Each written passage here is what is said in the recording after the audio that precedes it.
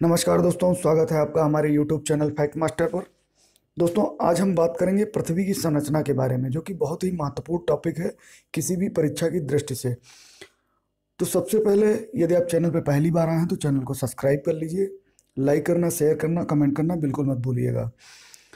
तो दोस्तों, बात करते हैं पृथ्वी की। तो पृथ्वी की संरचना को जानने से पहले जो वैज्ञानिकों ने अपनी जांच का आधार बनाया पृथ्वी की संरचना को जानने के लिए, उनमें घनत्व, दाब, तापमान, भूकंप और ज्वालामुखी प्रमुख थे। इन्हीं 5 चीज़ों को आधार बना करके जो है वैज्ञानिकों ने पृथ्वी की आंतरिक संरचना जानने की कोशिश की।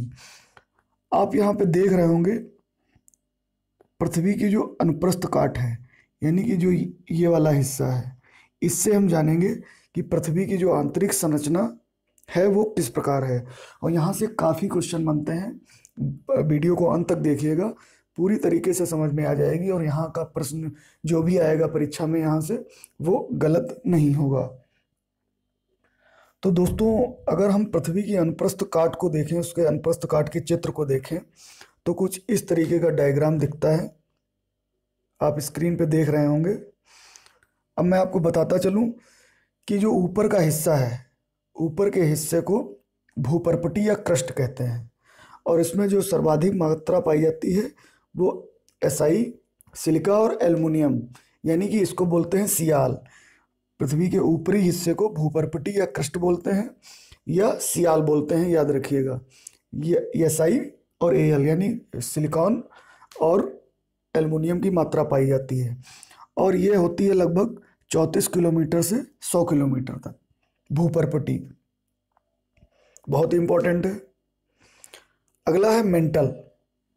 आप देख रहे होंगे, पहला भूपर्पटी, दूसरा मेंटल और तीसरा क्रोड, यानी ये 3 भागों में विभाजित है।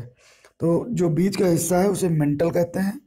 ये लगभग 2900 किलोमीटर का है बीच का हिस्सा। और इसमें जो है एसआई और मैग्नीशियम की मात्रा पाई जाती है। एसआई और मैग्नीशियम याद रखिएगा। मेंटल में अगर पूछे, मेंटल में, तो आपको याद रखना है कि सिलिका और मैग्नीशियम मेंटल में पाया जाता है। इसे बोला जाता है एसआई एम ए, सीमा। तो कभी कभी पूछ लेता है कि मतलब पृथ्वी का जो मेंटल भाग है उसको क्या बोलते हैं, तो आपको याद रखना है उसको सीमा बोलते हैं। और अगर उसकी बात की जाए तीसरे भाग की, तो तीसरा भाग क्या कहलाता है? क्रोड कहलाता है। तीसरा भाग क्रोड कहलाता है। क्रोड में भी 2 भाग होते हैं, आप यहाँ पे देख रहे होंगे। तो ये जो ऊपर वाला भाग है क्रोड का, ये बाह्य क्रोड कहलाता है। और जो अंदरूनी भाग है ये आंतरिक क्रोड कहलाता है। तो अगर बाह्य क्रोड की बात करें तो ये बाह्य क्रोड 5100 किलोमीटर तक होता है। ठीक है, 5100 किलोमीटर तक। और ये पूरा यहाँ से यहाँ तक 5100 और फिर नीचे तक 7370 किमी। तो पृथ्वी की त्रिज्या भी पूछ लेते हैं, तो पृथ्वी की त्रिज्या आपको याद रखना है 7370 किलोमीटर। अब देखिए क्रोड, जो ये हिस्सा हो गया, ये हिस्सा हो गया क्रोड, यानी अंदरूनी। पृथ्वी की जो अंदरूनी होता है, जो आंतरिक होता है, उसको बोलते हैं क्रोड, आंतरिक हिस्से को। और इसमें सबसे ज़्यादा क्या पाया जाता है, ये बहुत इंपॉर्टेंट है, नीफे। नीफे मतलब एनआई और एफई। ठीक है, तो यहाँ पे लोहा जो है बहुतायत में पाया जाता है, फेरस, एफई। ठीक है, याद रखिएगा। और इसको कहते क्या है? इसको कहते हैं नीफे। यहाँ से भी प्रश्न बनता है, तो आपको याद रखना है।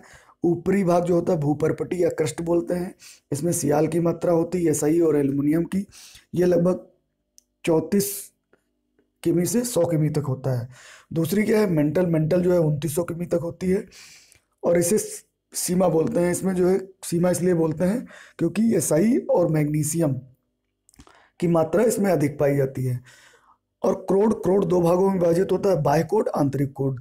तो अगर बाह्य क्रोड तक इसकी अगर वो देखी जाए गहराई, तो 5100 किलोमीटर है।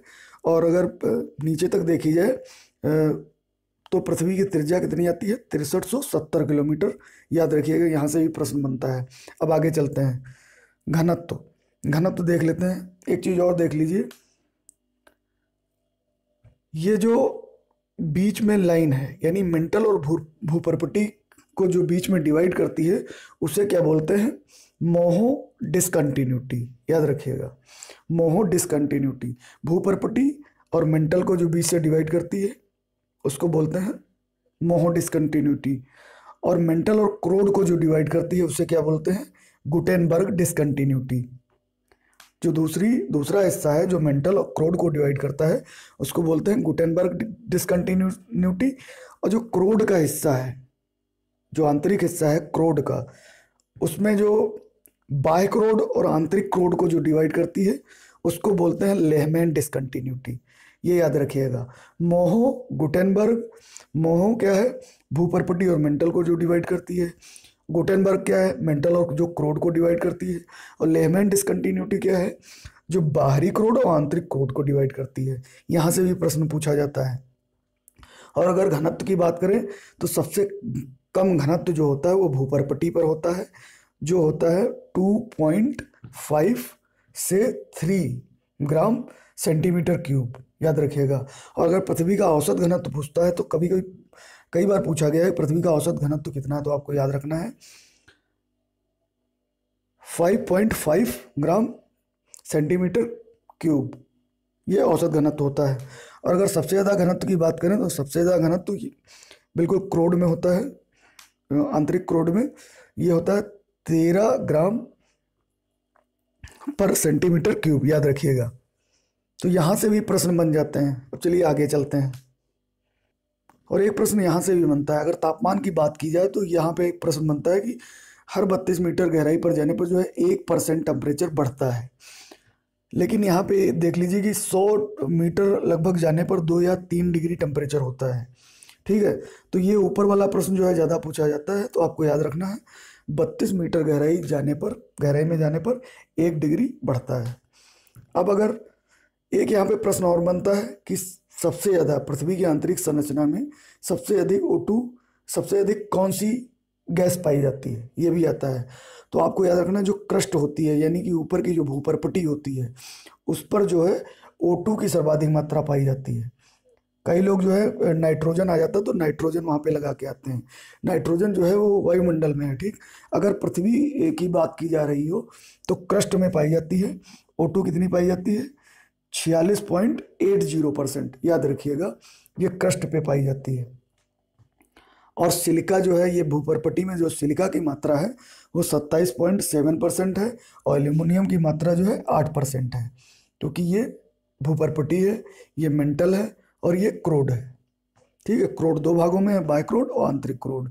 और एक चीज जो क्रोड होती है यानी कि नीफे, जिसमें लोहा पाया जाता है, ये जो होती है पिघली हुई अवस्था में होती है, या कह लीजिए कि इसमें प्लास्टिक होता है, प्लास्टिक की अवस्था में होता है, एकदम पिघला हुआ प्लास्टिक जैसा। तो इसको पिघली अवस्था में पूछ लेते हैं कौन सा है, तो आपको याद रखना है नीफे। यानी कि क्रोड में जो पाया जाता है नीफे, निकिल और फेरस यानी कि लोहा, वहाँ पे पिघली अवस्था होती है। ये भी पूछ लेता है कि पिघली अवस्था कौन सी है, पृथ्वी के भाग की पिघली अवस्था कौन सी है। तो फिर आगे चलते हैं, देखते हैं कितने क्वेश्चन यहाँ से बन रहे हैं, वो भी देख लीजिए। कई सारे क्वेश्चन तो हो चुके हैं। फिलहाल देखते हैं। आकार की दृष्टि से 5वां सबसे बड़ा ग्रह है। पृथ्वी का एकमात्र उपग्रह जो चंद्रमा है, ये आप सभी जानते हैं। फिर एक वैज्ञानिक थे एडवर्ड स्वेस, इनके अनुसार जो है खनिज तत्व और घनत्व के आधार पर इन्होंने 3 भागों में बांटा है पृथ्वी को। पहले भाग को कहा है सियाल, दूसरे भाग को सीमा कहा है, तीसरे को नीफे कहा है, जो मैंने आपको बताया। तो ये भी आपको याद रखना है कि पहला जो भूपर्पटी है वो सियाल है, दूसरा जो मेंटल है वो सीमा है, और तीसरा जो क्रोड है उसे नीफे बोलते हैं। अब देखिए यहाँ पे सिलिका एल्युमिनियम है भूपर्पटी पे, और मेंटल पे सिलिका मैग्नीशियम है, और निकिल और फेरस कहाँ पे है? क्रोड में। ये याद रखना है आपको। फिर एक अभिनव सिद्धांत है। अभिनव सिद्धांत के आधार पर भूकंपीय तरंगों के आधार पर 3 भागों में बांटा गया है। वही 3 भाग भूपर्पटी, मेंटल और क्रोड, ये भी यही बात कही गई है। अब आगे चलते हैं। तो इसमें देख लीजिए जो ऊपरी परत को क्या बोलते हैं? क्रस्ट या भूपर्पटी बोलते हैं। पृथ्वी का सबसे भीतरी भाग क्रोड कहलाता है, ये भी पूछा जाता है। औसत घनत्व की बात करें तो 5.5 ग्राम सेंटीमीटर क्यूब।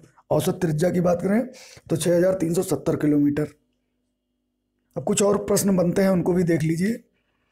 पृथ्वी का सबसे निचला क्षेत्र कौन सा है? तो सबसे निचला क्षेत्र जो है जॉर्डन अम्मान। याद रखिएगा। मृत सागर के आसपास है और समुद्र तल से लगभग 400 मीटर ऊंचाई पर है। समुद्र तल से 400 मीटर सबसे निचला क्षेत्र है जॉर्डन। पाइथागोरस ने सर्वप्रथम बताया था कि पृथ्वी गोल है। वहीं न्यूटन ने इसे बताया था ये नारंगी जैसी है। और एक जेम्स जीन थे, इन्होंने बताया था पृथ्वी जो है नाशपाती जैसी है। पृथ्वी की अधिकतम ऊंचाई कहाँ पर है? तो अधिकतम ऊंचाई माउंट एवरेस्ट है जो कि 8,848 मीटर है। और अगर अधिकतम गहराई की बात करें तो मेरियाना गर्त है जो कि प्रशांत महासागर में है और इसकी गहराई है 11,022 मीटर। ये भी बहुत बहुत ही मोस्ट इंपॉर्टेंट प्रश्न है, मेरियाना गर्त याद रखिएगा। और पृथ्वी का लगभग 29% भाग स्थल है और 71% भाग पे जल है, आप सभी लोग जानते हैं।